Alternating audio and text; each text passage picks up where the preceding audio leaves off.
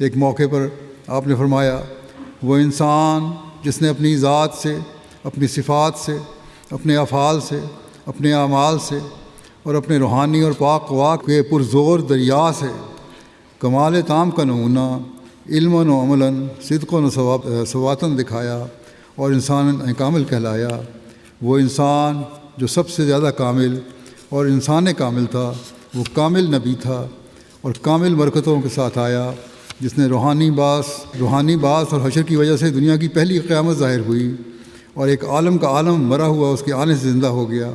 وہ مبارک نبی حضرت خاتم الانبیاء، امام الاصفیاء، ختم المرسلین، فخر النبیین جناب محمد مصطفیٰ صلی اللہ علیہ وسلم ہیں۔ اے پیارے خدا، اس پیارے نبی پر وہ رحمت اور درود بھیج جو ابتدائے دنیا سے تو نے کسی پر نہ بھیجا ہو۔ اگر یہ عظیم الشان نبی دنیا میں نہ آتا تو پھر جس قدر چھوٹے چھوٹے نبی دنیا میں آئے، جیسا کہ یونس اور ایوب اور مسیح بن مریم اور ملاکی اور یحییٰ اور زکریا وغیرہ، ان کی سچائی پر ہمارے پاس کوئی بھی دلیل نہیں تھی، اگرچہ سب مقرب اور وجیح اور خدا تعالیٰ کے پیارے تھے۔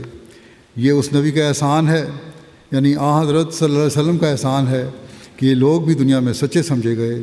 اللہم صلی وسلم وبارک علیہ وآلہ وصحبہ اجمعین وآخر دعوانا الحمد للہ رب العالمین۔ یہ جو اقتباس ہے اس کے آخر میں آپ نے لکھا ہے۔ لا الہ الا اللہ محمد رسول اللہ۔